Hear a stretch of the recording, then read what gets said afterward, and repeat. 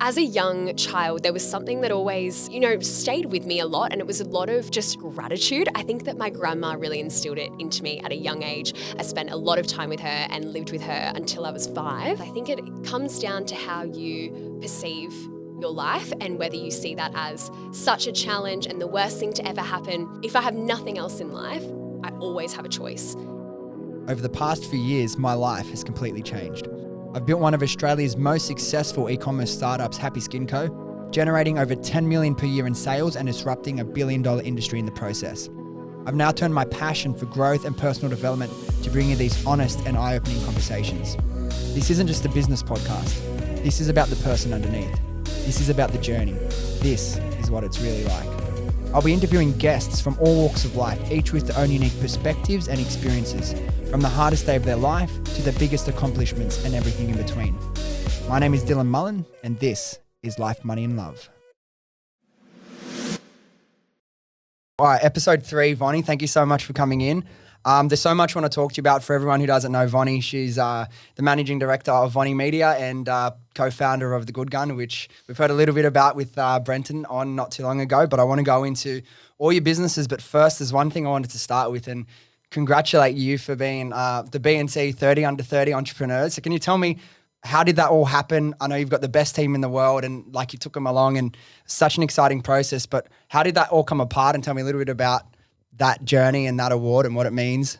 Thank you so much, Dylan. It was such an unreal experience. It was something that I had never thought to apply for. However, I'd had some advice to, put yourself out there a little bit more, go for an award. And I thought, you know what, if there's one that I really want to enter, it's the B&T 30 under 30. And I thought, you know what, I'm just going to give it a crack. And I think as a good piece of advice, I was quite nervous at what I was putting forward. Was it something that would matter to the judges? I didn't really have that skill yet of what to actually do when I present an award or present, I guess. Your case? My case of the accomplishments and achievements that have happened. So I actually engaged a PR consultant who specializes in looking at that, and they were able to really provide me with good feedback and ways to structure my responses. So did B&T have a template, or it was completely up to you to submit it in the way that you want to create this application, so to speak? They had about 6 or 7 questions that I needed to answer, and they just gave me a word limit and just go for it. So I was able to put 90% of it together, and then I just kind of went, you know what, I just want to get this checked over. Am I rambling about things that don't matter, or have I said maybe too little or too much? So being able to have someone who was a PR consultant to just keep an eye and just double check it for me was really cool. And then submitted it off, had no idea what to expect, was just happy to be there. Is that the thing that was coming up and people had to vote for? Was that one? No. Or that was a different one? So many awards, Vonni. I know. So the way that B&T works, they have a People's Choice Award, which is pretty much an award that's awarded for people who get the most votes. Yeah. So it is very much a voting one. I definitely didn't win that one, but that's okay. You're going to be going up with people that have 50, 100,000 followers. You can't really compete with that the sort of stuff. person who won had over 32,000 votes, and I think I probably had around 100. Yeah, but if you convert that to your following, that's a pretty good conversion rate. But how do you compete with 32,000 votes when you just As soon as I saw they would do weekly tallies in their updates online, and as soon as I saw that number, I thought, you know what, I'm just gonna go for the one that's done by the panel of judges, and I think that was the one that I was really aiming for as well. I think that's the one that they really take a look at your answers and your responses, but nonetheless, so awesome that person won the People's Choice. I think it's amazing. What were some of the questions that you had to put together to them? Yeah, I think beyond, getting some context behind the business, it was also around, what are your stances on how we could be better in the industry, and what would be some words to describe you, and do you have any testimonials that others have left about you, both from the team and then also as a client? But you have all of that even before it was an award process. You genuinely had all of that, right? So I'd say in bits and pieces, but it's actually a really good opportunity for me to collect all of those thoughts together and have some structured responses to go towards the media. And it was really exciting to just put it in, see how we went. And I thought, you know what, I'm going to invite some friends, invite some of the team. Because that was up Gold Coast, right? No, that was actually based in Sydney, the B&T. Okay, yeah, I went to a retail conference last week. You're doing so much, I can't even keep up. Yeah, I mean, look, post-COVID, I think it's something that I really just want to say yes to lots of things and really get out there. I think that we had, a couple of years there where we really couldn't go out too much and kind of had those limitations, and respectfully and rightfully so. Now You know, when Yeah. things are back to a little bit of a new normal, Yeah. it's about saying yes to things and really, you know, meeting new people as well and pushing out of your comfort zone. Yeah, I love that. And I'm the same. Like I went literally, I think you've done a little bit more travel than me recently, but I did my first flight for like, well, I was in New York in the February before COVID happened. So that was like a month after I left, they had like the bed set up in Central Park. You know how it was like a really bad emergency at the start. That was the last time I traveled until I was in Queensland 2 weeks ago. Mm-hmm. And just to be at the airport again, like I'm getting all this anticipation. I'm like, oh my God, we're back, baby. I love it so much. So I agree. I love that saying yes to things. I think I should do that more as well. It's just hard though to like, everything you say yes to is like, what I've had to learn is I'm also saying no to something as well. But I think now coming out of our shell, like I'm all about saying yes again. We're just talking heaps about Vonni Media. I want to get to that. I want to hear the whole story of how you built it and how the idea came upon. But before we get there, one of the things I admire about you most isn't the success that you've had or the team that you've been able to grow. It's seriously who you are as a person and your character. Like you're one of the most sweetest, like you seem so loyal and caring and like your energy is so lovely to be around. So I just want to know like who Vonni is, how you came to be this amazing person. What, like, let's start at your childhood. What was your childhood like? What was primary school Vonni like? That is such a cool question. I'm excited to unpack this, and I don't think I've ever really spoken too publicly about my childhood before, so it'll be exciting to deep dive in. I think as a young child, there was something that always, stayed with me a lot, and it was a lot of just gratitude. I think that my grandma really instilled it into me at a young age. I spent a lot of time with her and lived with her until I was 5, which is super cute. She lives, just in Chippendale in a gorgeous terrace house, and we spent a lot of time together, and she would always do every day we would be, saying what we're grateful for, and I think she just really instilled like a really good foundation of how to see life, and also I think I was just really from that gratitude, just had a lot of good perspective around being thankful for the little things that I had and just seeing the more positive side of life. So I think those, from 0 to 4, those years are super critical in terms of the life lessons that you're taught. Yeah. So I'm really thankful for her. She's so beautiful. She laughs like Elmo. She's had 10 kids. She's a superwoman. So seriously, that's so funny you say that. That's so similar to my childhood. Like I grew up with my mum and my grandparents until I was 5. So so really similar. Neat. I know. And I think we spoke to Brenton about it or to someone. Like grandparents, I feel like being surrounded by grandparents when you're young is such a gift. Like I used to go to bed and I'd not go to bed. I'd fall asleep on my granddad's lap and he'd carry me to bed every night. So being surrounded by all that love and positivity, I feel like it really does do something that you can't really explain about creating those internal values and those feelings of comfort and love and security that you can't get. Like you can't just create that later in life. You can't be mid-20s and you didn't grow up with a lot of love or support around you and just say, I'm going to give myself all that. You probably can do a lot of things, but that early childhood is wow. When you started talking about grandparents, it makes me so happy because I love my grandparents so much. And yeah. All right, what about business? Were you always in school, you knew you were going to start business or a little hustler? No, not at all. I mean, I think I always wanted to work for myself, and I think that that's something that, and not from a young age, but probably from when I started uni. And there was a bit of an introduction to working for myself when I was a teenager. I had multiple jobs at once, and one of my jobs was a YouTuber back in 2010 and 2011. Epic. 2010. Yeah, so real early days, at least in Australia, there was a bit of a presence overseas and a few gamers, maybe some introductory people onto YouTube in Australia. But I was young on the block, just making videos for fun and just really wanted to get creative, have a bit of an outlet. And so it came from a really good intention. Yeah. And starting to do that really, I guess, helped my confidence build. And I lived with a family of boys. So for me, talking about makeup and having a pink room, I was like, these people get me. This is great. And I think what that experience really taught me, it actually taught me quite a few things. I've got kind of a random story to share, but it was something that I learned in that time that I did do YouTube more so as my career and my job. And I had this really random goal, the most bizarre, not even random or bizarre, but just at 15 or 14, you're like, why would someone have this goal? And it's laughable at best, but wait and see. So I had this goal. There was this YouTuber that I watched and she was from Texas and she was in the beauty space and she probably had 600,000 subscribers at the time, which was huge back then. You were at your peak if you were on your way to 1 million back then. You still are. And my goal was just to be able to be in one of her videos and to be her friend. this little To be kid her friend. I love that. What a goal. Yeah, what a goal, right? Had a big mission ahead of me to be in one of her videos. I'm like a kid from Engadine. Nowhere near Texas. Yeah, nowhere near Texas, let alone like all of those kind of variables. However, it was just a goal that I had, but it was in the back of my mind. Something is like, that would be a pipe dream for me, was to be in one of her videos and to be able to be friends. Anyway, so as time went on, it was sort of just subconsciously in my mind. But as you get into the YouTube space, you know, you make lots of online friends and you add each other on Twitter and Tumblr and all the hip, you know, up-to-date platforms back then. And I guess over time, I was just, you know, getting really acquainted and into the ecosystem. And I didn't even really realize that my goal was back there in my mind, but my life was actually unfolding in that way. It's like the friends that I was making were people from LA, California, a little bit from Texas, to be honest, just because of my interests as well. And then there was one time, I think she'd asked this particular YouTuber that I was like, love you. I think she asked for Tumblr handles on her Twitter, and I was like, oh, there was a time that I would want her to like notice me. It'd probably be because of my Tumblr. So send through my Tumblr being like, this is come my chance. visit if you want to.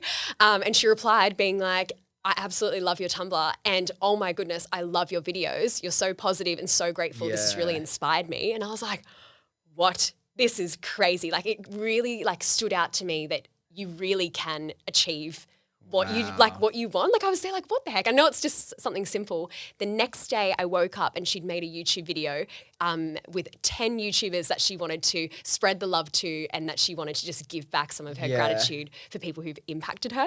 And I was the second YouTuber mentioned, and that she wanted to come to Australia to visit me, put me into her videos as well, like image, videos, the whole thing. And I was like, I've achieved the goal.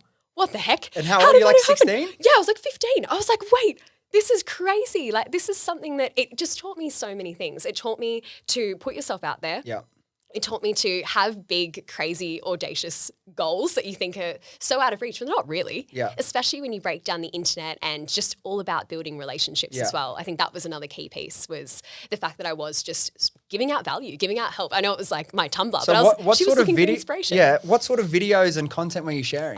They were, go back. I wish we could get them up right now. I'll introduce you to my private folder of YouTube. It was literally just vlogs. Like, I'd vlog my year 10 formal, or I'd vlog like our school camps, or I'd do makeup videos, and they were all the same. They were all just using this Coastal Scents palette that just had all these colours, and it was the same thing every time. That's so good. It was just wholesome. And did you, like, what happened? Like, have you kept in touch with her at all? Or? Oh, we have each other on Facebook, which is pretty Facebook. I feel like now if you're friends with someone on Facebook, that's like the real test. It's like, I feel like it's kind of weird if I just meet someone, they're like, what's your Facebook? I'm like, what do you mean, what's my Facebook? Like, you know, my Instagram or Twitter, but... Yeah, Facebook's like, you know, when you're getting into the family, getting into the core group. I mean, so much time's gone on and everything, but that experience really opened my eyes to what's possible, and that if you really do have a goal, you'd surprise yourself at how close you can get there just by actually having it be into existence. Yeah, so on that, achieving like these big goals so quickly in life, like what do you think that did for you? Did you reflect on that, and did you think, okay, I was able to achieve these goals because I did this, this, and this? Or Well, I think that it wasn't luck that it happened. I think that it was a sequential like array of steps, like being able to build relationships in the YouTube space and in America specifically, and in that certain niche. Like, there were certain steps that I didn't even really realize. I'd forgotten about the goals. To me, I was like, that's a laughable goal at best. But then it actually started to happen because my intention was really good in the moment of creating the videos. It was to have fun, get creative, have an outlet, and that was what I was interested in. So it just all kind of came about when you align yourself. But when you're doing it from that point and it's natural and organic and you're doing it for the love of it, I feel like you've got such a higher chance of succeeding, rather than the people that go like, I'm going to give myself 3 months, I'm going to put everything into YouTube so I can make as much money as I can, or become as famous as I can, or doing things specifically to go viral. I feel like there's a place for that, particularly with TikTok. But if you want to create longer form content like YouTube, and you're actually working in your passions and spreading joy and the things that you love the most, I feel like it just makes you feel better, and it resonates to an audience. I feel like people can see if like you're like bullcrapping people, you know what I mean? So 100%, your intention is everything. If you're coming from an intention of fear or of vanity, like you're just doing it for the Instagram post, or I remember I was like, oh, I really want to go to New York, Sam, to my partner. And he was like, why? I was like, how cool would the pic be? And he was like, you really got to think back of your intention there. I was like, yeah, you're right. I was like, I'm not giving out any like duty or charity or service to others. Like, I just wanted to be there. And that's sweet and that's great. And I think New York, there's some pretty cool, you know, areas to get a picture. But I think more more than that. Like, what impact could you have in New York, and how could you actually Yeah. give to that place? And like equally with your YouTube, how can you be able to provide value and enjoy the process? Yeah, I feel like that's a big thing in terms of, for me, with my social media, let's say Instagram, for example. I feel like there would be times where I get into posting and then like I'll sit back and reflect and we go, okay, let's look at my last 6 posts. Were these for me or were these for other people? Were these for me to show off, hey, look at this cool life I'm living, or I look really good in this picture show, I want to share it? Or am I actually doing it and thinking of like creating some sort of value to the other people? And like a lot of the time, to be honest with myself, I'm like, yeah, no, it's just been to scratch my own little egotistical itch. But I'm trying to move away from that. And I know you put out a lot of content for that. But yeah, it's a really good point. I feel like I heard it first with like a Gary Vee thing. Like people complain, hey, why am I not growing? Why am I not growing? And it's like you're putting out content for your own ego rather than to actually create something for the world or for a better purpose. 100%. I think that you've got to really check yourself on those goals and be like, okay, where am I heading here? Am I doing it because I'm scared, or is it because I just want to reach the fame, or is actually like, this is helping so many people right now and I'm on fire and I would do this no matter what point in the day. I'd be up late at night. Like, and I think we've achieved that in our businesses. Do you know what I mean? Like there was such a heart and a passion to be able to help people with a particular problem. You know, and I think when you come from that place, you can see what it does when you have that focus, that direction, and those clear goals. So yeah, I'd say that with YouTube, it was in that intention for a long time. And then I think as soon as she, gave me the shout out, it was brilliant. I was on a high, like doubled my subscriber count. I was like, sweet, that's me done. And I think that was the problem. I was almost like, oh, cool. Like, what's my subscriber count at now? Like I had never thought of it. And then all of a sudden I was looking at that and my intention started to shift. Did it change for you when you started focusing on those metrics rather than 100%. Yeah, definitely. It definitely changed. It was such a switch from like, this is just fun. I'm filming on photo booth and on these, little cameras and uploading to have memories and, help people and chat in the comments to like, oh, why isn't my subscriber count growing? Oh, it's slowed down because of this. And I started to change how I saw it. And I think once you do that, that's when you've got to really kind of take a step back, get honest with yourself and think, okay, how can I move forward in a more, intentional place? Yeah, I feel like it's going to be the same for the podcast. Obviously, we haven't released any episodes yet. We're very close, but it's like, when we're going through this journey, I don't want to be focusing so much on, hey, why aren't we number X on the charts? Why aren't we getting less views this time than that one? I don't want to focus on that.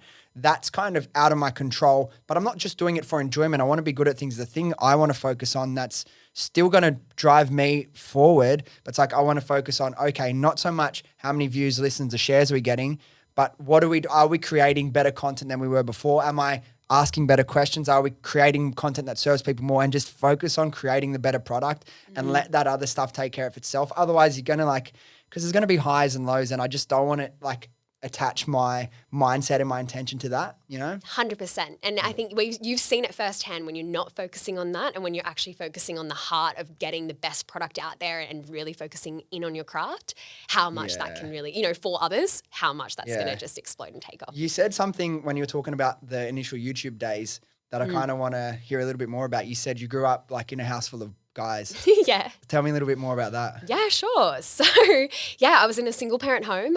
Definitely more like, lower middle class, being single parent as well. And like I said before, I grew up with my grandma on my dad's side till I was 5, then moved out of there and then moved on my mum's side with those grandparents till I was 9. And so it was a lot of chopping and changing different homes. And then finally was able to move home when I was like 9 to 10, like a home, I guess, with my mum and my dad at the time. And it was really difficult to go through those transitions of like having someone that you dearly love to then being removed, placed somewhere else, then placed somewhere else. You kind of do feel, like, oh, where is my home and where do I find my place? And then, I had my 2 brothers as well, where I only lived with one of them for like 1 year in total. And then the other one from when I was like 5 or 6 was the first time I'd really interacted with that brother. So a little bit of a different household. Yeah. Do you feel like moving around a lot impacted your character and helped you or hindered you developing certain traits? Or I think it's so interesting you say that, because I think it comes down to how you perceive your life and whether you see that as such a challenge and the worst thing to ever happen. Okay, but you can also see it as like, hang on, this is cool. I have some adversity here. I've got something that, if I have nothing else in life, I always have a choice. and I can make the decision on how I'm going to approach this. And I can see this as a point of, actually I'm going to have to work a little bit harder. Yeah. And, I don't have like money to go to the movies. I'm going to have to go get a job at like 13, and I think having that mindset of like, this is actually sick. I've got something to kind of build on my character. I don't know. I saw that as a real good thing. Was that a thing that you did naturally, approaching it from that positive viewpoint, or did you realize at such a young age that, hey, maybe I should do this and it will benefit me? How did that? I think from those core ages from 0 to 4 with my grandma and how she was able to instill those foundations in me really then had me on that trajectory for the rest of my life. Like there's, ups and downs in everyone's lives. And I think that it all comes down to how you learn from the experience and how you can once again come back to gratitude and perspective. And I'm often like, this sounds so random, but I'll often go on like Google Maps in like random places in the world. There's this amazing game called GeoGuessr. Yeah. Are you aware of it? No. Oh my gosh, I have to show you. You basically get dropped somewhere randomly in the world and you have to guess where you are. It's amazing. Just like I've seen TikToks of this. Yeah. And some like a guy lands in place and he just says like whatever, Estonia, Norway, and like based on like the plants or like the way that the sun is. It's like, of course, we're like in the depths of the Netherlands, and you're like, how do you know that? So I love that game. I've got a premium subscription and everything. What's it called? GeoGuessr. GeoGuessr. All right, show me after. Yeah. With that as well, what was I going to say? I forgot. I'm all up in this GeoGuessr game. Yeah. What was I saying? Anyway. Oh, I'll kind of get to the crux of why GeoGuessr helps me in my childhood. But no, essentially with that, I play it all the time to actually get really good perspective of how good we have it here in Australia, let alone Sydney. Like I think for me, I was just so like, I live like in Australia, in Sydney. Like I go to like a nice school still. Do you know what I mean? Like I was just like, what the heck? Like I still have it so amazing, have the best friends ever. There was so much to be thankful for that I just put all my energy into there versus the other side. And I think I saw like my brothers, not as a whole, but sometimes they wouldn't take that positive approach. And I got to see what happens to your life when you don't really have that gratitude all the time. And I sort of went, no, I'm going to stay in my lane. And this is a much more the difference abundant of perspective, right? Yeah. It's all about that mentality of life is happening for me, not to me. Yes. And I had a very similar thing. Like, as I said, like I grew up with my mum and my grandparents till I was 5. I didn't meet my dad until I was 15. Wow. I never lived like in the same house with my dad. So in a way, like I did live with my stepdad and stuff, but in a lot of people can say like, oh, like kind of be like, okay, like feel sorry for me in a way, like, oh, you must have been missing out in all these ways because you didn't grow up with your dad. But honestly, and never once in my head did I like go to that as a negative. I'm like, okay, maybe I didn't on paper, but that for one, that's just my journey. But to look at the positives, I had such an amazing relationship with my grandparents, which I wouldn't have had if I didn't get to live with them. I was so close with my mum, being able to appreciate everything she did for me. So it's just like looking at from the different, shifting that perspective from like, oh my God, these challenges towards me, my life is so hard versus, hey, there's actually a lot of good things that I've got going on. And same as me, we would have been in like a lower middle class family. And I feel like from where I am now, coming from that background, I feel like it has actually served me. So true. And that's the thing. It's all about that perspective that at the end of the day. It's like, are you bitter? Are you angry that you didn't have the, the white picket fence with the fanciness? Or is it like, props to them and that's awesome. But also I did have a different type of childhood, but now it's given me the ability to work a little bit harder, to be a bit more resilient in situations. And I would feel like, when people would say little tiny problems, I'd be there like giggling. So I'm like, oh my gosh, if only you knew like the intensity of some of the stuff that, I have personally. But equally I was like, nah, like this is cool that I can have that up my notch as, a deeper character. And some people would tell me like, they'd tell me stories of like, oh, when they were young and they'd go on all these international holidays with their family and like, oh, I was in Italy with my family and whatever this little inconvenience happened, it was so annoying. I'm like, dude, I never went on any like, we went down the coast or like to Queensland if we were lucky. Like, I just think, oh, dude, that's. And even that still, it's like, I loved it, but I didn't know any different. Totally, me too. That was the same as me. It was like one time down the coast. I was like, wow, like we're so, One of the memories that sticks in my head and will never disappear was a random little trip we went away. It was me, my older cousin, and my grandparents. We went to, I don't know if it's up or down the coast. It's called Fingal Bay somewhere. That's up, I think. Oh my gosh, if it's down, sorry. No, I think it's up, but I'm just not sure. And then we just like stayed at like this little like caravan park kind of thing near the beach. And I just remember going for a walk and I must have been little because there was a game of like rugby on And I remember hearing these guys running around. It sounded like they were so big and I must have been so small. And I remember it sounded like horses galloping. That's how big they were. But just those little tiny memories where you didn't need to spend a lot of money, and they just stick with you. And like every time I'll drive past there and I always go back and I think about how special that time was with my grandparents and with my older cousin who I adore both of them, you know what I mean? That's beautiful. Yeah. Always come back to what you can be grateful for. Yeah. And even if things got really hard and there were some times in your life that you're like, why did I go through that? Just know that that's going to be such great character building for you. And you can also then help others in need as well. There's always been a time where I've been like, oh, I've had a similar experience and I can really empathize or at least connect with you on that. I think it's a really good thing. With that, you seem like, again, I know you wouldn't say we're best friends, but you seem like a very empathetic person. Like you can connect with people and just connect on that level of caring and non-judgment. Do you feel like you were born with that, or do you think growing up with these different perspectives, it's kind of been something that you've been able to build and cultivate? That's a good question. I think that I have always been a people person. I think that that's something that I was so excited to always meet new people or get involved in different things. And say if I was to ever go through a heartache or something, I'd be like, oh my gosh, my life is over. I care about them so much. So it's a strength and a weakness, I guess, being so on the people side. But overall, I think it's a really big strength. And I'd say that the way that it's developed has really just been able to take the time and listen to stories and really understand where people are coming from. But then also, just being able to get more context around people, I think is important. I think sometimes we miss context and we can kind of throw someone to the side, but it's like, hang on, have we actually walked in their shoes as them, as opposed to oh, I don't like this, I wouldn't do that. But it's like, hang on, but you're not them and you don't have the context of who they are, of why. And we can be so quick. And I'm guilty of it at times. Like you'll see something you don't agree with, and in my head you're like, obviously I'm not going to be the type of person that comments or actually says it. Something in your head you think something negative about it, and then I catch myself over the last few years because I want to become a better person, and I stop and think for a second, put myself in their shoes, and it doesn't take long. Like you put yourself in their shoes and understand that's why they did what they did, and it's like, okay, wow, now I understand. But it's just, we live in a society where people especially on social media, talk first and before they really think about it. So it's just one thing that I'm trying to work on as a person, take more time to process things that I don't necessarily agree with the first time I hear it and think, okay, why do I have this belief? Is this a belief that was drilled into me by society or by maybe my parents' views or what school drilled into me? Is it actually something that I, as an adult, Dylan, who has my free will to make my own choices, do I really think, am I going to judge someone because they have a different view, or is that fine?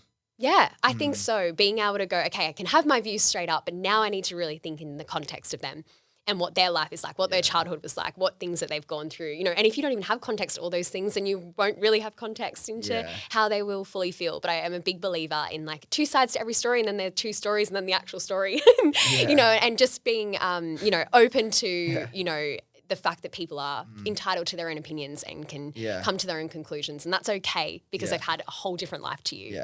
Yeah. Cool. I want to go into the Vonni Media stuff. I want to know everything, how it started.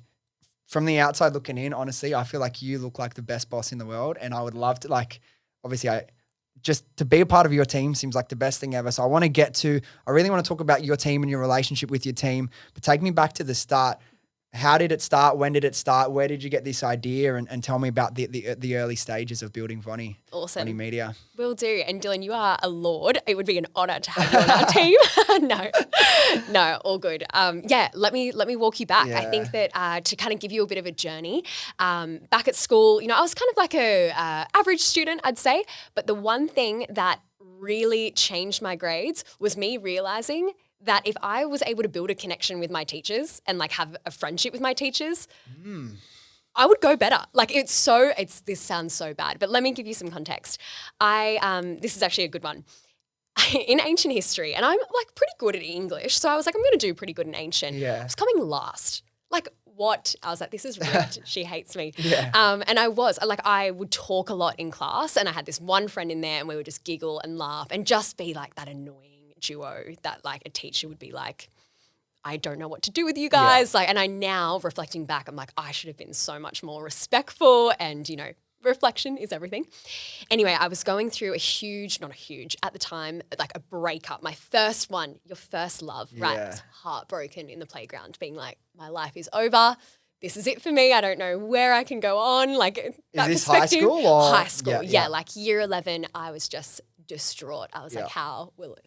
I can't how will talk I about get all past this perspective and I'm like, oh my gosh, Life is over. Life is over. Yeah.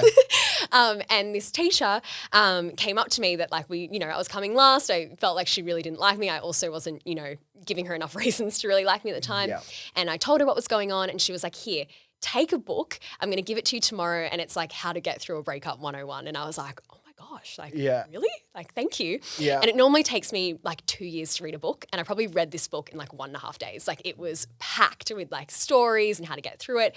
Anyway, so I gave her back the book and I was like, Miss, thank you so much. I was like, I have such a different like mindset now towards it. And you've really helped me heal. Like it's still going to take some time, but I feel like I'm not, my life is done. I'm like, now I'm really excited for like what's possible and maybe this has happened for a greater reason. Like she was able to do that. And we were like, and we built like a good friendship. The next assignment, I came first. And I was like, what? But it was public speaking. So I was like, you know what, to be fair, would have kind of probably been up there in the top 5. No, just kidding. But it kind of showed me very early on that building relationships actually really matters. And not from like a sense that you can get good marks, but in the sense that if you are able to build connections, that will then be able to help you with the rest of your like life and your tasks.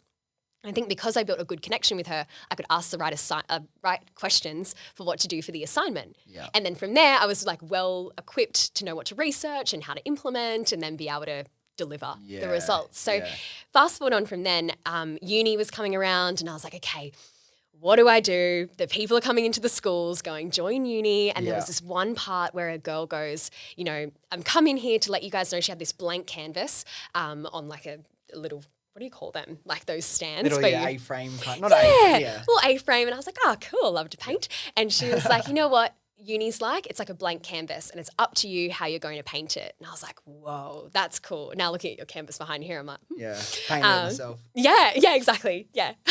And so, from there I was like, whoa, like that's really cool that I could paint and carve out my own life at university. Yeah. Like, let's go do that. So throughout uni, the main thing that I took from, I guess, what I wanted to do at uni was one, of course, get the skills, but really I was there to make friends and build relationships. And I felt like I'd learnt that from both the YouTube experience and then also just from even that teacher, from going from last in the class, don't have any relationship to, I can't seem to get like ahead in anything, to then becoming friends and then being so, supported and then have the opportunities to go well. So I think from there I took to uni and I went, you know what, let's just have fun, make as many friends as possible, joined all the societies, hosted all these parties, created a business ball, created a marketing society and led that up. And I think it was just because I understood the value of being able to create friendships and have friends. And I just wanted to have friends as well, But because you went to Wollongong Uni, right? I did, yeah. That's where I went. I know. For a couple months. Yeah. So good. That's right, when you did law?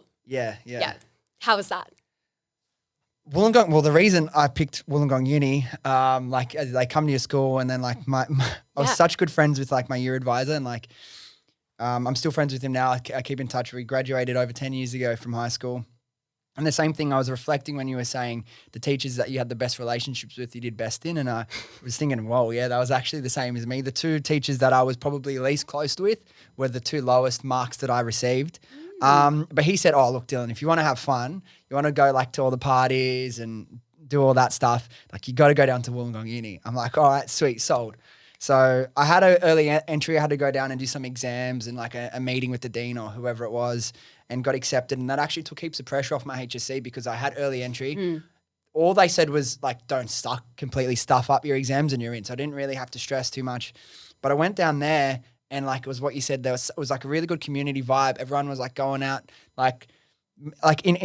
involved in all the societies and I'd go out for drinks and have all these parties. But I was I didn't live on campus. I had to drive all the way back to Sydney. So I missed out on all that. Yeah. But it seemed like such a good place to be. Were you down on campus or did you live in the area? I lived in the area, So I lived in share houses for 3 years and I basically lived on campus. Epic. I should have had a tent set up somewhere hidden in an saved a little bit on rent or something.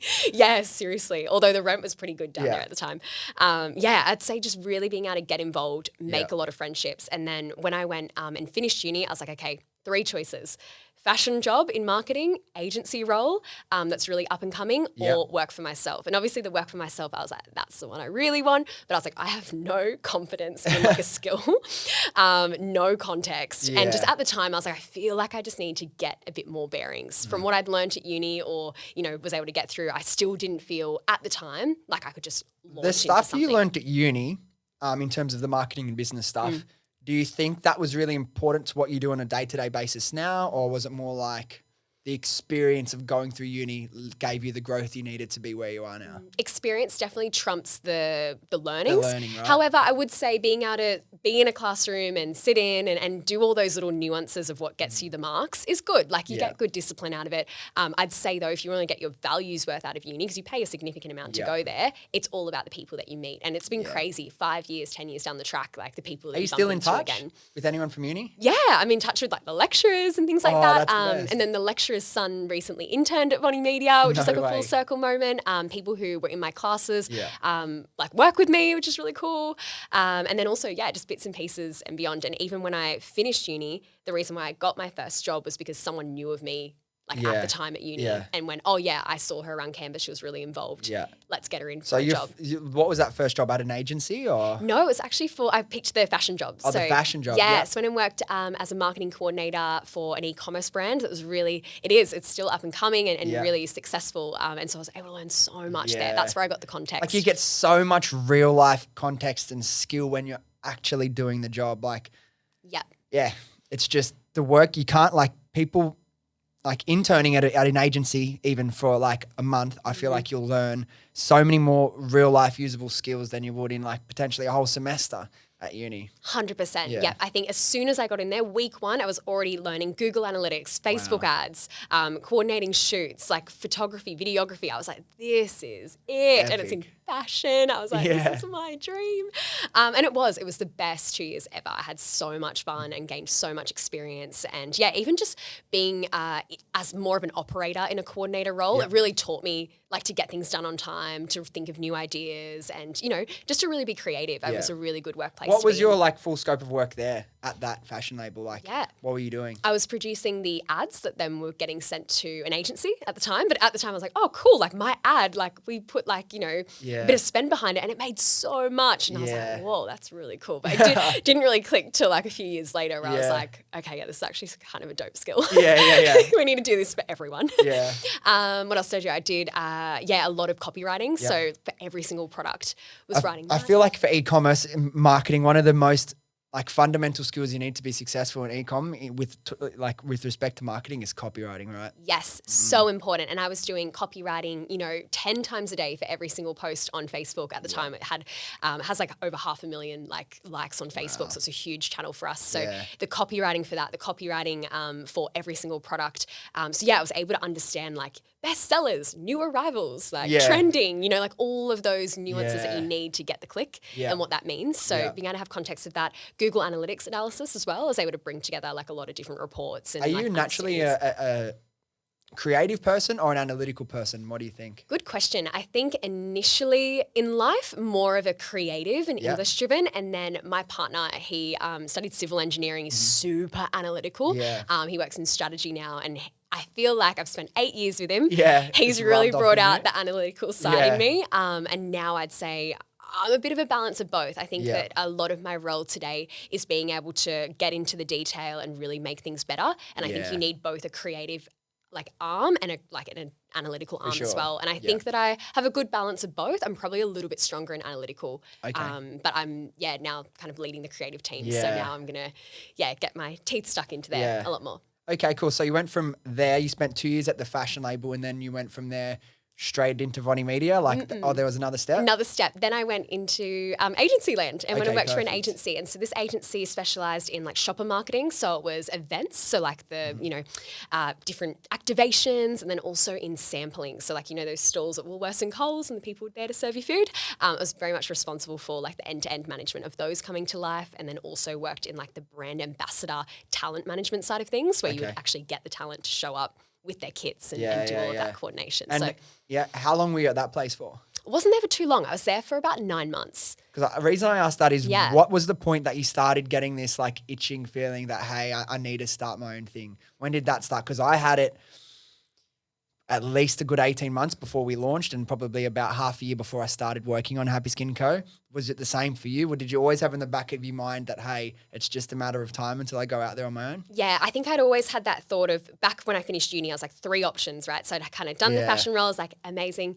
Then also agency, I was like, okay, I really want to get context of like how to do a scope of work, invoice, client relationship management, and just understand the nuances of that. I think for me, what the drawing board and the edge of why I decided to go more towards working for myself was that my passion, I really found that in the fashion job of digital marketing. I was like, this is crazy amazing. I'm having so much fun. I'd say I was having a bit less fun working in events and sampling. It just wasn't something I was passionate about. I was like, I don't wake up and can't wait to work on sampling. There are people there that love it though, and I'm sure, and there's a place for it in the marketing world for sure. I think for me, I knew that social and you know advertising was something I wanted to kick my teeth in a little bit more. Yeah. So I decided to have a year, and this seemed ridiculous at the time. I was like, I'm gonna have a year where I don't care if I make no money. Okay. Like, I'm not gonna be. Were you doing Vonni Media and you still had a job, or you just went cold turkey, quit my job, and I'm going to spend all my time on Vonni Media? Yeah. So I took it in a bit of a stage process. It worked part-time. Yeah.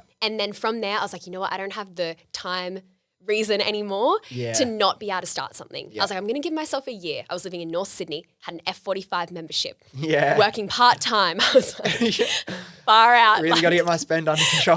Really got to do something with these spare like 2 to 3 days. Like I've got to make something happen in this year. And even if nothing happens, who cares? 1 year of my life. And I'll have fun and I'll probably be a bit more happy at doing it. So that was kind of the trade-off that I made. I was like, do I want to keep climbing the ranks in maybe something that I'm not overly passionate about? I was super grateful for the experience and the context, but I just knew, I was like, I've had a taste of what digital marketing's like and what fashion and all that kind of space and e-commerce was like. What year was this where you were like just getting started with Vonni Media? 2019. Yeah, so it's like peak time for e-com. Like, it was was like really on the up, Yeah, it was. So I had that just flick of a switch, and sometimes you just got to have that where you go, you know what, I'm actually going to change my life. And so I just made it. I was like, you know, I'm not walking into anything, but I'm just going to get a job part-time that's in marketing and then also be able to build this on the side for 1 year. Let's give it a go. So first few months, I was getting a couple of rejections. I know that initially I was like, you know what? I'm just going to start telling everyone that I am I was like, I'm going to tell everyone that I'm a digital marketing freelancer. I was like, whoa, what a dream. I hadn't gotten any jobs yet, but I was like, nonetheless, I've got some skills. Like I think I could help people out. So I was at Fitness First, finished a workout, and there was a new, actually I was new. There was a trainer there and he was like, you're new. And I was like, I am. And then we got to know each other a little bit more, and he was like, oh, like I'm developing an app. I really need help with marketing. When we launch, I was like, well, I'm a digital marketing freelancer and I could help you out. So he was like, all right, come back with what you could help me with. And this is what I put together, right? It was digital ads, 4 blog posts, 4 emails, graphic design, copywriting for the website, like literally everything you can imagine was in this for $90 total. What, Vonni? That's like a whole week's work almost. Like that's like busting your ass for a week. I was freaking out, Dylan. I thought it was too much. No. Seriously. $90. Seriously, my rates aren't that now. Yeah. Jeez. I was freaking out. I was like, I don't know if they're going to accept this. Like, I don't know if I'm worth it fully. Like, you have to start somewhere. Of course, yeah. You know, and that's Very where I started. What was his response like when you told him $90? So initially he was like, cool, like let's take this to the app developer. Like I didn't know any better, and I don't know if he did either. So he was like, cool, let's take this to the app developer, see what happens. So I was like, cool, had everything ready. It was so good. I was forced to make a scope of work, a contract, like get everything together. Walked in, I was like, I've got this. And the app developer just completely cut it off and was like, no, we don't need marketing. We don't need you. Like, thanks so much, but no thanks. Yeah. And so I was like, maybe I charged too much. Oh, no. For $90, that's one of the most ridiculous things I've ever heard.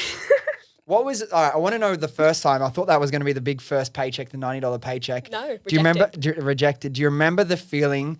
Because I remember when we first got our first sales, and like when you first get the Shopify, cha-ching, it's like kind of feels like a game, like it's not really real. But then you start getting money into your bank account, and then you're like, wait, what the hell? Like this is like there's actually money coming in that's like for me now. What was it like? What was going through your head when you got that first paycheck and you look at it and you're like, this is real. It's mine. This is happening. Yeah. So after, that rejection, I think I had one more as well. It was for like a very small travel company and they were like, oh, no, not right now. So I was like, far out, this is tough. This is hard. And it'd been quite a few months. I was like, I only have like 6 months left. Crap. Like I have to get my stuff together.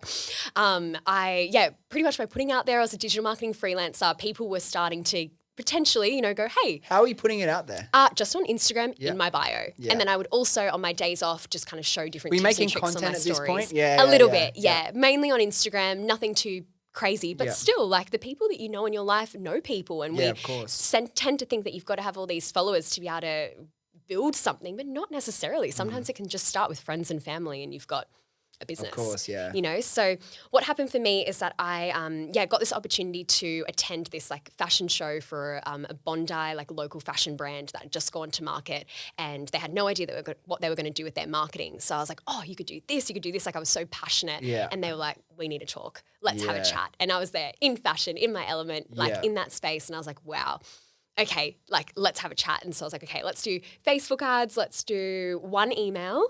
And a strategy session for $500. So This is like better price. Yeah. It's better. And she was like, "Sounds great, done." And like so at least it's like okay, $90 is a bit extreme, but at least it's like starting to get. You got to learn from someone. Can you imagine if they said yes, what I was signing myself up to? It's probably a blessing that they said no.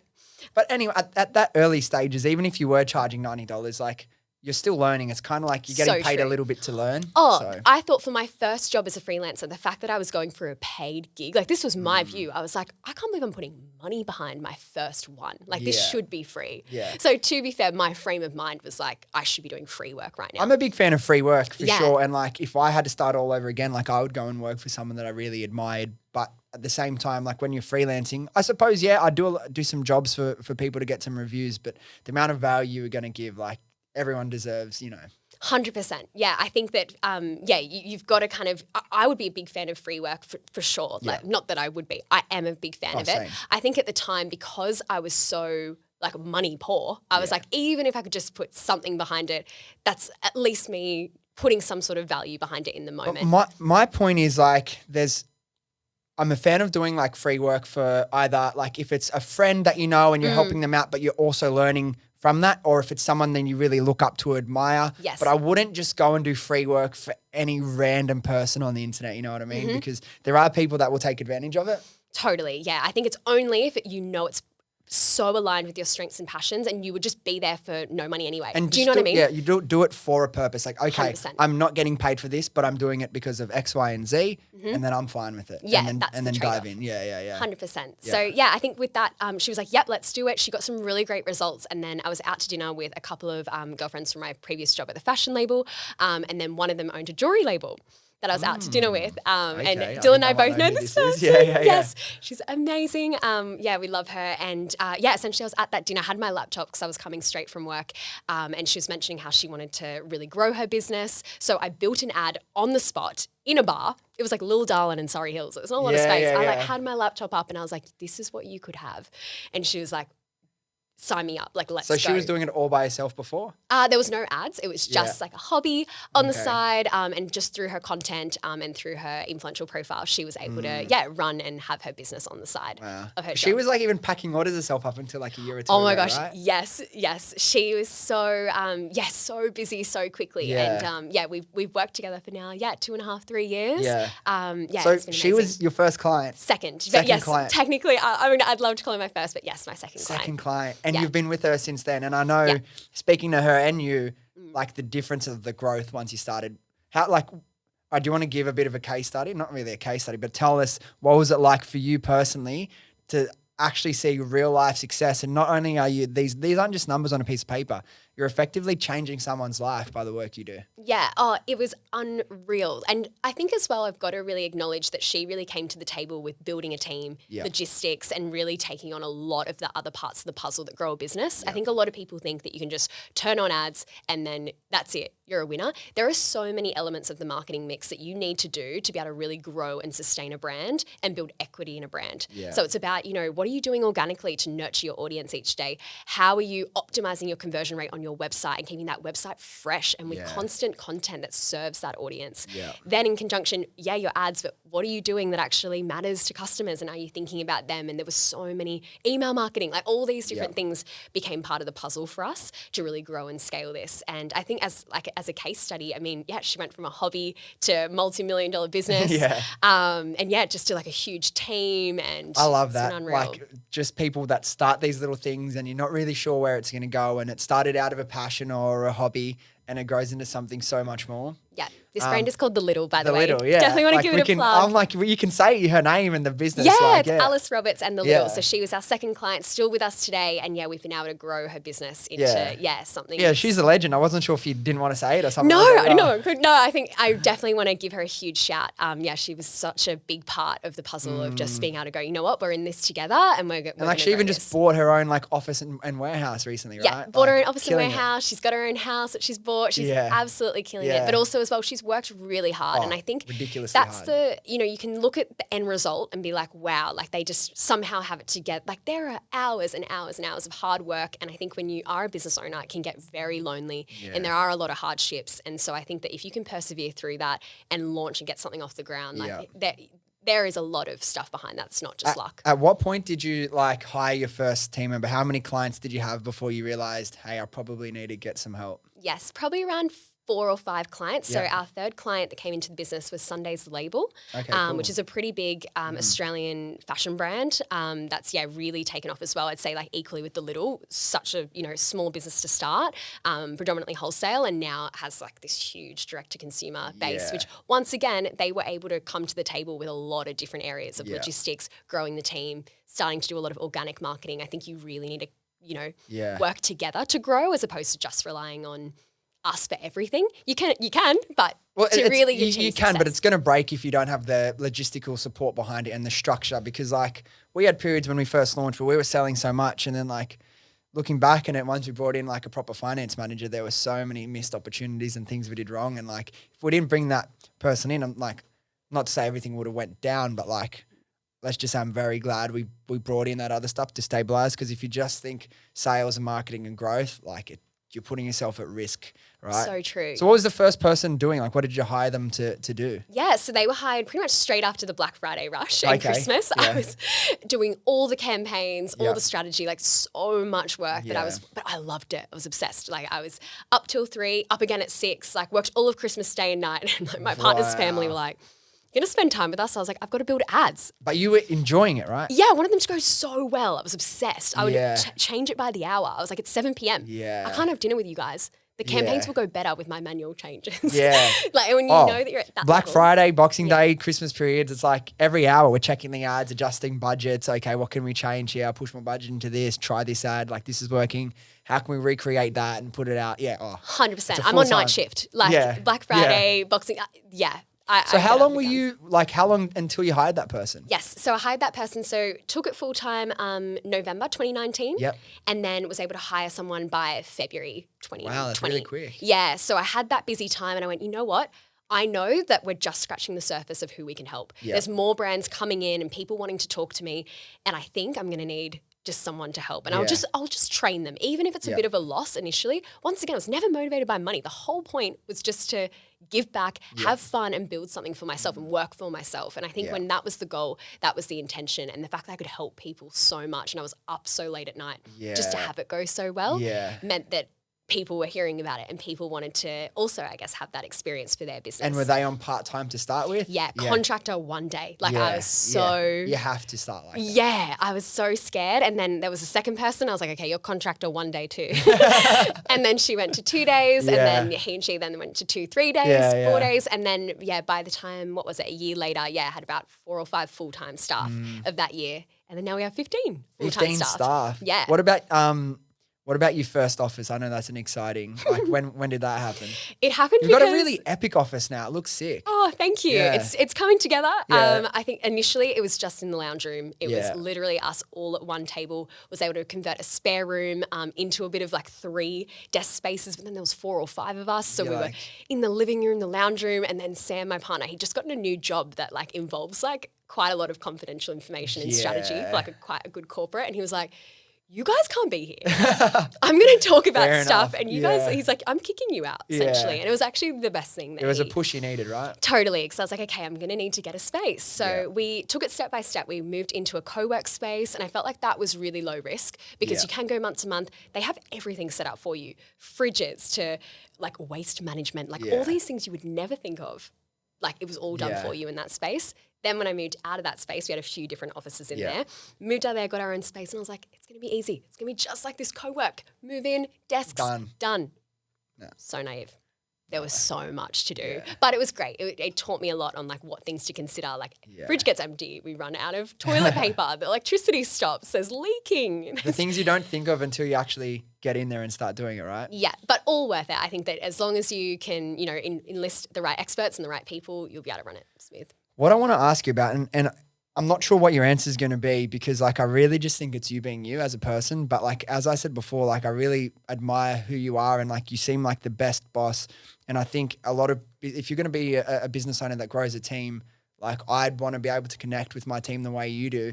Do you have any advice or thoughts on the best way to grow and cultivate like a positive work environment and good working relationships with your team? That's an awesome question. I've got a couple of things that I think could be really helpful for you and also for the audience listening. There's a kind of a bit of a framework that I learnt maybe it was just over a year ago now, and it completely changed the way that I think about people in general and then also about business. I'll walk you guys through it. It's a little bit different, but it's really, really helpful. So there are different people in our lives that I guess operate in different ways. So say, for example, if you say want to get something done, what's the best way that you would do that? Some people would send a really long email, really need a lot of detail. Yeah. Some people just want the results. They don't care. They don't want a long email, you know? And then there's other people that just want to get on the phone, have a chat, build a friendship. You don't cover anything, but you have a good time. Yeah. And then they're like, perfect, we're on track.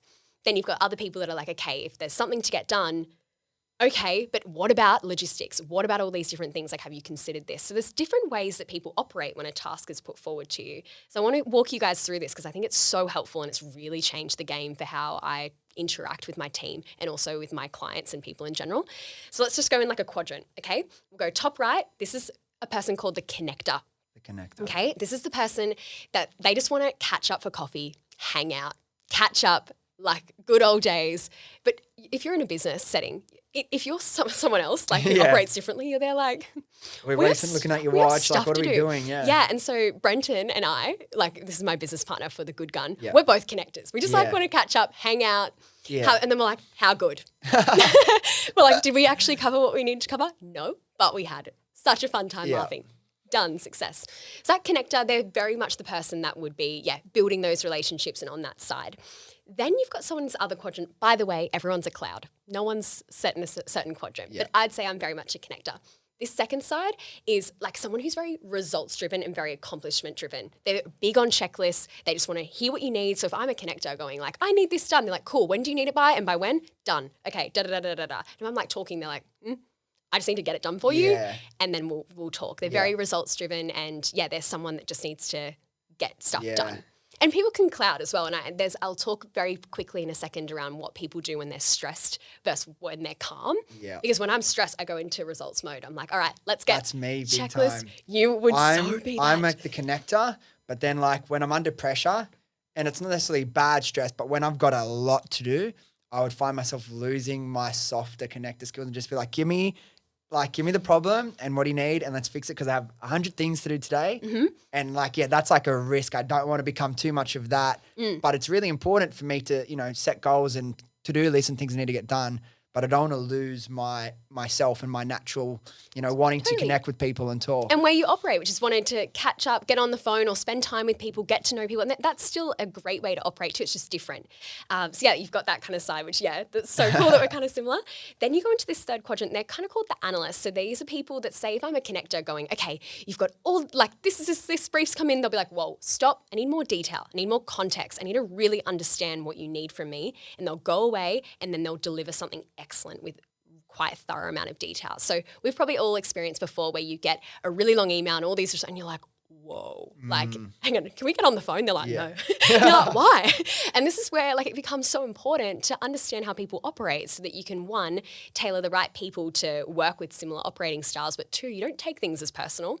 Like there'd be clients that'd be like, let's catch up. And they're like, no, I just want the results. And I'm like, oh, but now I'm like, cool. That's the way that they operate, and that's what they need in order to be able to run their life. Yeah. And then finally, so you got the analyst, and finally you've got someone that's a bit more of a humanist, and they're the people that, would go, okay, sure, thanks, Von, for that brief, but now how is that going to affect logistics? Have you thought about how that's going to affect that person's week? They're very good at thinking around the overall picture and that harmony. Yeah. And so when I'm calm as like a cloud, I go into that. I'm like, let's have a party. Yeah. How are you feeling? I really lean into that when I'm calmer. So it's interesting to see how it works. And then there is one in the middle, which is like a mediator. They're kind of calm. They're kind of like don't extend into anything in huge amounts, but there's someone that can be good at everything. They're kind of like good project manager, pretty chill. Yeah. And then you have a creator.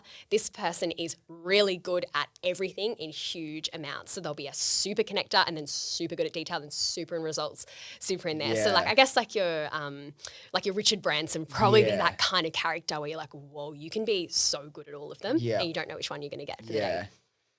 What do you think? Interesting. No, I've explored similar things in the past. Like I've done a lot of mentoring with through martial arts, actually, not even through business. And we have similar principles.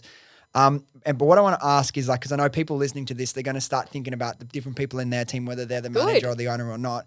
But is there a way, is there a checklist or a questionnaire that you can give to people to get this? Or is it all just based on okay, this is their behaviors and I think they're a connector or a creator I think having the one-on-ones with the people in your life and actually explaining this framework to them, being like, here's a quadrant, here's kind of the 6 different ones. Yeah. Which one do you reckon applies to you? And just asking it, it's like when you ask someone what's your love language? You might think you know, but then you can get some confirmation from them on how you know. Okay. This resource might be online. I think it's something I can't remember where I was taught it. I think my partner Sam learnt it from someone in his MBA. Yeah. So he's doing his Masters of Business Administration. So I feel like it was a framework out of there. Yeah, and that's the part that I think I missed from not going to uni and not having a lot of corporate experience was the stuff I had to teach myself. And I did a diploma in leadership and management to learn a lot. That's where I learned a lot about this as well. Yeah. Because I didn't go to uni. Well, I did, as I said, for 2 months. And I spent quite a short amount of time in the corporate space. So I didn't do a lot of this formal training and learning these things. So once I did start to get exposed to some of these, I think they're really handy tools and come in really handy, particularly if you're at this point where you want to start scaling and building a team. When it's just you kind of work in your own way and you hire one person and generally if you hire one person, they're either going to be the same as you or they're going to be the opposite because you identified that you needed to, fill a need that you can't really fulfill yourself.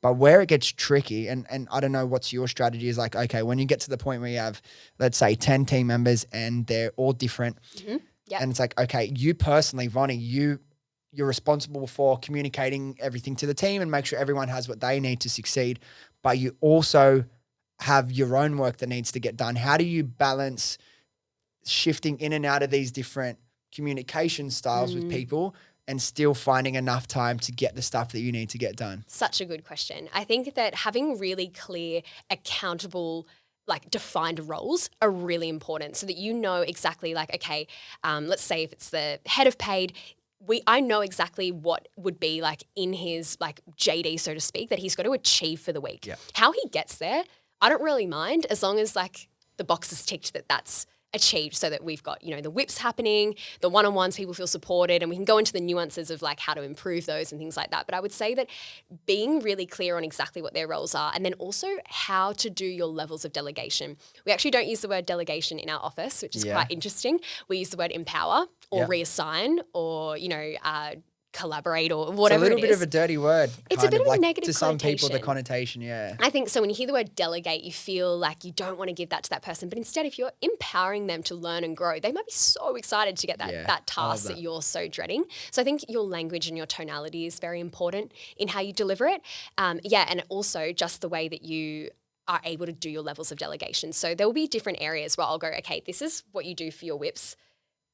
I trust you completely. That is the level of delegation or the level of empowerment I'm giving you. You don't need to come to me. You don't need to give me an update. It's making those expectations for tasks are very important. Whereas there'll be other things, like say if it's at an assistant level, I'll be like, cool, come to me with some research and I'll review it. Or come to me with some recommendations and I'll review it. Or do it and just inform me what you've done, or just do it and I don't even need to see it. So there's different things that you can set in place for different tasks so that people know how to approach you and approach it. I'd also say that have really good project management systems in place. Okay. We use ClickUp. Yep. Have you heard of ClickUp? No. It's amazing. We've moved off Asana, love Asana, but I love ClickUp. It's really incredible. Okay, cool. Because we use Asana and like we use sorry. Monday.com. And no, like I've tried them all. Like I'm not really loyal. I haven't really found one that I love so much yet. So ClickUp, okay. Yeah, ClickUp has been game changing for us. I'll have to walk you through what it would look like. But yeah, that has been invaluable in being able to make sure that everyone's on track, can see what everyone's up to. The other thing I'd say is people's calendars. That is something that we take a lot of time into to make sure that they actually own their week and they're really excited by their week versus having a blank calendar and then everyone putting things left, right, and center into their week and they go, oh, well, your calendar's free. So I think being able to teach how to use your project management system in the most effective way, how to use your calendar effectively, what communication style or operating style do you best receive it in, but also what's your job? And are you actually achieving that job? So there's a bit of a mix. Yeah. But I think if you're looking to measure all of those, then you're actually on your way to operating and running a business really well. What's been one of the biggest challenges to growing the agency to this size? I would say one of the biggest challenges was not hiring management soon enough. I think that if I'm completely honest, I think now we've gotten in some really, really amazing like heads of verticals. So like your head of search, head of paid social, head of sales, like it's incredible when you have those people that come with so much experience and so much people management skills, how much that can then support the broader business. Initially growing it, and it was so much learning as well. Like I'm learning as I'm growing too. And also like capital and cash flow wise as well. I couldn't just hire a head after like month 3. It takes some time to be able to bet on their performance and how they can grow the business. But I would say that it is very much thinking of how you can develop leaders and how you can then empower them to actually take over parts of your role. Yeah. That was something I struggled to let go of. I loved so many of the little things and found it so hard to let go that then it came to the point of me managing, 10 people at once, and that's not good for them. So I took those measures very quickly. What was the first head of that you hired? Head of paid social. Okay, yeah, that's a big. Yeah, and operations manager as well, which was good. Yeah. You mentioned as well a little bit about Brenton and the GoodGun. What's it like working with Brenton? The best. Oh my gosh, you guys. I mean, if you haven't listened to the first podcast, you need to, because Brenton is a ball of fun. What a character, hey. He's incredible. Best. Oh, I have had the most insanely amazing, funny moments with that guy that I'll never forget. There's never a dull moment, hey? No, never a dull moment. And he's one of those people I always describe that you'll be surfing, like let's just say he's getting the best wave of his life and then he gets hit in the head with a jellyfish. Like, he is just one of those people where like he'll have everything going so well and then something will hit him in the face and it's so funny and he just has such a laugh and he gets back on board. Life just happens to him, hey? Seriously, he's on another level. Yeah, a lot of good things are starting to happen for Brenton, which is like he deserves it so much. He does. Such a good person, and to see, because I've known him as well for like acting days. Yeah, 10 years plus. I've seen a couple of the videos. The shirtless ones with the smoke machines I've seen and stuff. All.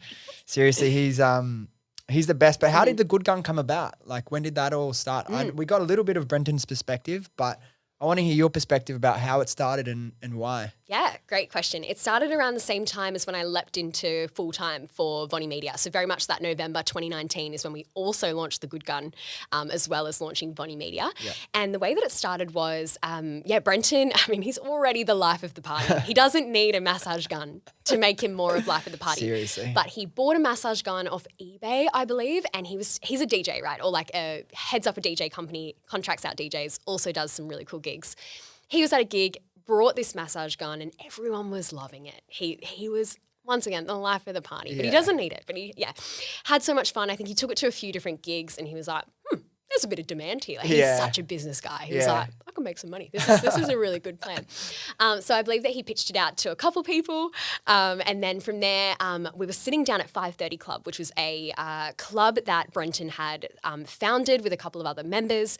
Essentially where you go and you show up 5:30 a.m. every morning, Monday to Friday, at a coffee shop and you get work done. So I was attending there, getting in amongst the community, working away at the freelance, which was another thing. I was really, like I said, obsessed with that. I was up at 5:30. So you were working straight away in the 5? Straight away, I was crazy. Like 5:30, just working on everyone's ads. like, I'm going to chill out, read my book, read the Bible, meditate, whatever it may be. And then you're like, nah, I'm just going to work straight away. I was building ads for the little. Yeah, I was literally it was just my passion. Like you just can't, when you get so obsessed with something. So yeah, I was there always working away. Don't know if that's healthy or not, but when you're grinding to get it to full time, you'll do what you can. Yeah. So I was there and then Brenton was like, what do you do? And I was like, I help grow like e-commerce businesses. And Were you and Brenton close before GoodGun, or like it was just kind of like you're always around each other? But well, I had known him for maybe like a year or two prior. We'd met at a wedding. Yeah. And then I was at Blackwood Pantry maybe like a year and a bit later, still living in North Sydney, chilling there. It was like 2:30 p.m. Blackwood closes at 3. And I was there with a friend. We were having tea, just us two and Brenton. And then and I'm like, it's the guy from that wedding. And I got up and he was like, hey. And I was like, oh, hey. And then like we started chatting and he was like, this is on tomorrow. Like, would you like to join? And I was like, okay, sure. Yeah. And so he like introduced me into like his friendship groups and into That's everything, cool. which was really cool. And because we had so many mutuals, it all kind of Made aligned sense. really well. So I'd say from there, it was probably 2 months later that the GoodGun started. Yeah. So we'd kind of, just become friends. But at the same time, you know what it's like with Brenton in the sense that you know what I mean? You're like family within a matter of moments sure. if the connection's there. So yeah, we became really great friends and decided we'd just launch it together. Because you and Brenton, in a way, you got a lot of similarities, but at the same time, you're also like quite opposite. Yes. Because like Brenton just like, the way he explained it is like, I'm there trying to get peaceful, like just chill out, read his passage, whatever. And Vonnie's just like straight up and at it. I'm like, I don't know how she does it. But do you think, are you a stressor or are you just so passionate about what you do? It depends who you ask. I think if you ask my team, they're like, you're so calm, like so chill. You always find a way, always find a solution. And definitely, I think in moments of leadership, I definitely show up just to be there for them, show up, be that kind of like calm in amongst like their noise in their life. At its core, I'd say I do put like those expectations or like that, those things of like, I could be better, I could be doing this more, or how do I get through this? So I definitely have my moments of trying to manage that a bit How better. do you manage mental health? It's a good question. And I think out of COVID, the unfortunate winner of it all is mental health in a way. Like going through that combined with, I guess, growing a business had its challenges to understand how to look after others but also take care of yourself as well. I'd say that the way I do it is by spending time with my friends, going out to coffee, having things planned. Like me going to the Gold Coast last week, me going to the awards, like having little things throughout the year gets me so excited. Yeah. And so I think if you're finding what it is for you that takes care of yourself and actually slotting that in the calendar is really powerful. I feel like for you, maybe why you don't need, or it seems from the outside, you don't need so much of that is because you really do love what you do. Mm-hmm. So it's not like if someone's working in a job they don't particularly love, they probably can't work as long as you and only have these small breaks because you will burn out. But if you're able to wake up every day and like you said, hey, I'm here, I'm excited. Like I want to start creating these ads. Like I want to like plan my day and start thinking, okay, who am I going to have a phone call with today? What do I need to get ready for this meeting?